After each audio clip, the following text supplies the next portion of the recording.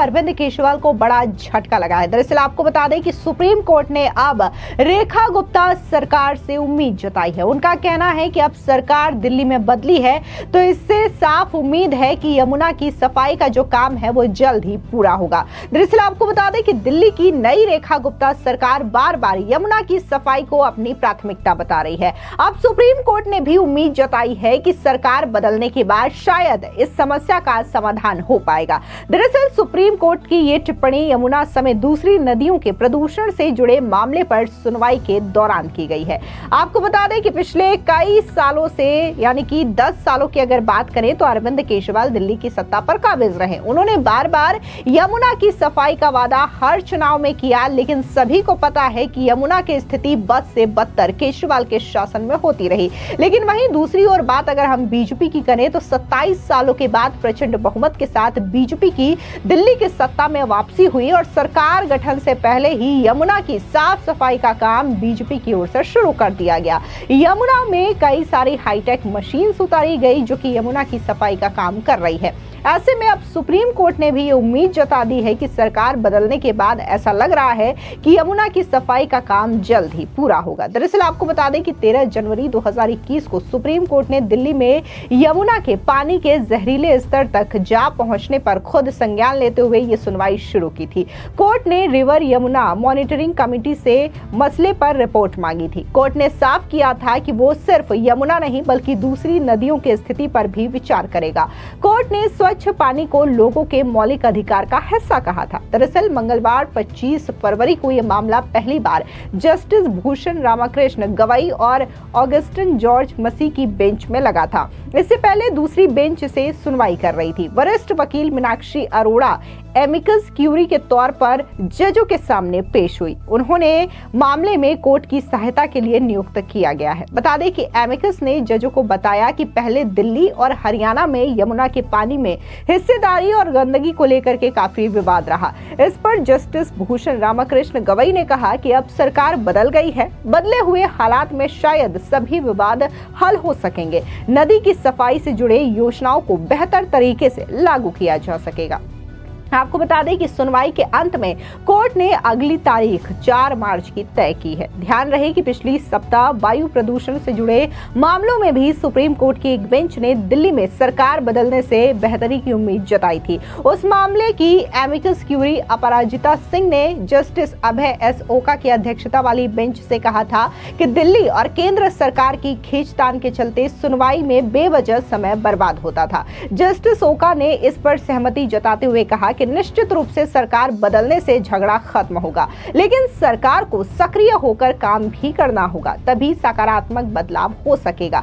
आपको बता दें कि जब से रेखा गुप्ता की सरकार ने कमान संभाली है उसके बाद से न सिर्फ यमुना नदी के प्रदूषण की जो चीजें हैं उसको लेकर के काम किया जा रहा है, बल्कि दूसरी ओर जो सड़कों की खराब स्थिति है या फिर रुके हुए जो काम है उसको लेकर के भी जो रेखा गुप्ता सरकार में मंत्री हैं वो सड़कों पर उतरे हुए हैं, काम जांच रहे हैं। खुद पीडब्ल्यूडी के जो मंत्री हैं परवेश वर्मा वो भी फ्लाईओवर्स का जायजा ले रहे हैं और इसके अलावा जो सड़कों के रुके हुए काम है उसे पूरा कराने की बात कह रहे हैं। अधिकारियों पे एक्शन की बात कर रहे हैं कि अगर काम में डिले होता है तो उन पर एक्शन लिया जाएगा। तो वहीं दूसरी ओर अगर हम बात जो गंदगी फैली हुई है दिल्ली की सड़कों पर इसकी भी बात करें तो जो कूड़े बिखरे हुए हैं लगातार उस पर भी कार्रवाई हो रही है। बुलडोजर से उन कूड़ों को हटवाया जा रहा है, यानी कि सफाई से लेकर के जो तमाम चीजें हैं उसको लेकर के रेखा गुप्ता की सरकार लगातार एक्टिव मोड में नजर आ रही है। और ऐसे में अब सुप्रीम कोर्ट ने भी ये उम्मीद जताई है कि सरकार बदलने के बाद दिल्ली की स्थिति और भी ज्यादा बेहतर होगी।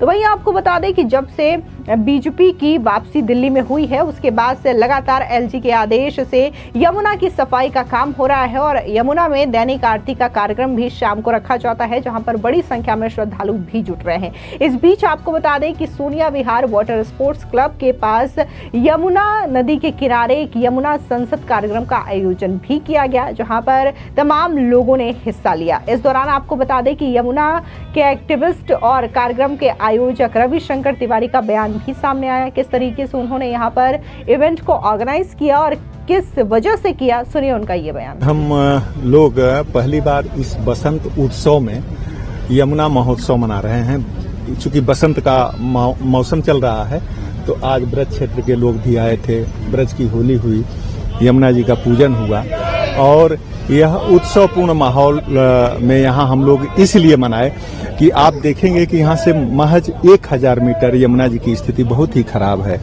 और यह स्थिति थोड़ी सी बेहतर है यमुना जी की।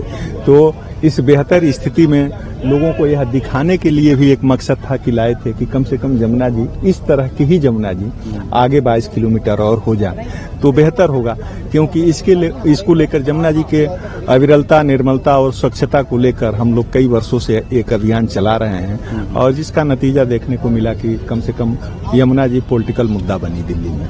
आज यहाँ पर कार्यक्रम में क्या क्या किया गया, हम देख रहे हैं पेंटिंग भी की गई। हाँ, ये नेता भी पहुंचे। यदि आप इधर दिखाएंगे अपने कैमरामैन को तो देखेंगे कि मुगल काल से लेकर और किस तरीके से यमुना जी की स्थिति खराब होती आई और फिर हम लोगों की कल्पनाओं की यमुना जी का तस्वीर इधर है। तो एक तो पेंटिंग के जरिए यमुना जी की तस्वीर को दिखाने की कोशिश की गई, रंगोली भी बच्चों ने बनाया और उस रंगोली के जरिए भी यमुना जी की ही तस्वीर एक तरह से रेखांकित की गई।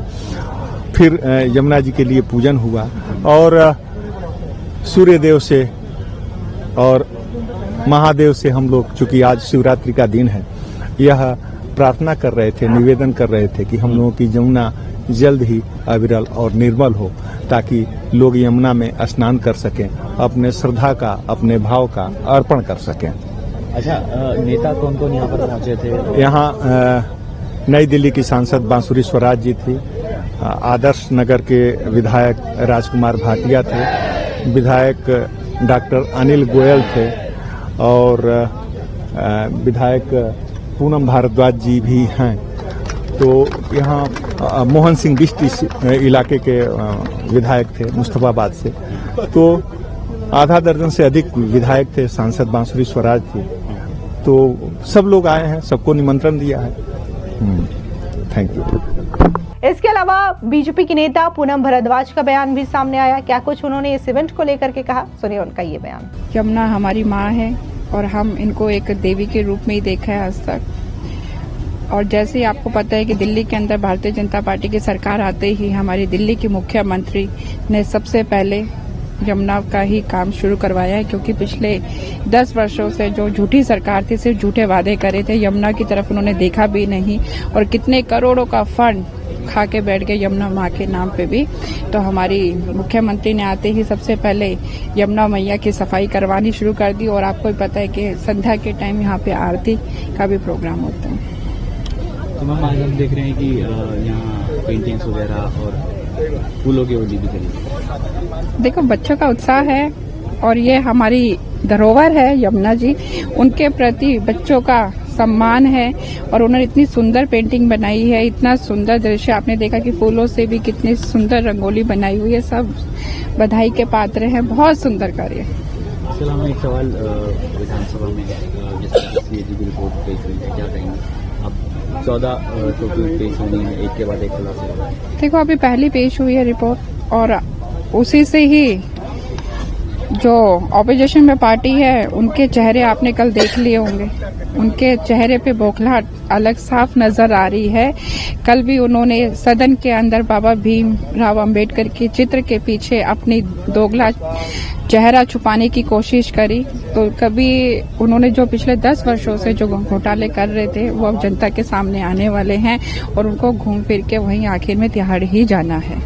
दरअसल आपको बता दें कि जब पर्यूषण के मुद्दे को लेकर के या फिर यमुना सफाई के मुद्दे को लेकर के आम आदमी पार्टी से सरकार से सवाल पूछा जाता था तो बार बार अरविंद केजरीवाल इस काम को या तो एलजी पर ठिकरा फोड़ते थे या तो सेंट्रल गवर्नमेंट पर ठिकरा फोड़ते थे, लेकिन इन तमाम योजनाओं को उन्होंने लागू नहीं किया था और इसी चीज को लेकर के विवाद लगातार बढ़ता रहता था। जिस चीज को लेकर के बकायदा कोर्ट ने भी ये कहा है कि कैसे जो सरकारें रहती थी वो काम को लेकर के ठिकरा फोड़ा करती थी और इसकी वजह से सुनवाई में भी काफी ज्यादा देरी होती थी, समस्या होती थी। लेकिन अब जबकि सेंट्रल में भी बीजेपी की सरकार है और उसके बाद स्टेट में भी बीजेपी की सरकार है, तो ऐसे में ये जो बहानेबाजी है वो कम होगी और काम पर ध्यान दिया जाएगा। जितनी भी योजनाएं हैं चाहे वो फिर वायु प्रदूषण को लेकर के हो या फिर यमुना के प्रदूषण को कम करने की हो। इन तमाम चीजों पर काम किया जाएगा, जमीनी स्तर पर हालात सुधरेंगे। फिलहाल इस पूरी खबर पर आपकी क्या प्रतिक्रिया है, कमेंट सेक्शन में जरूर बताएं। धन्यवाद।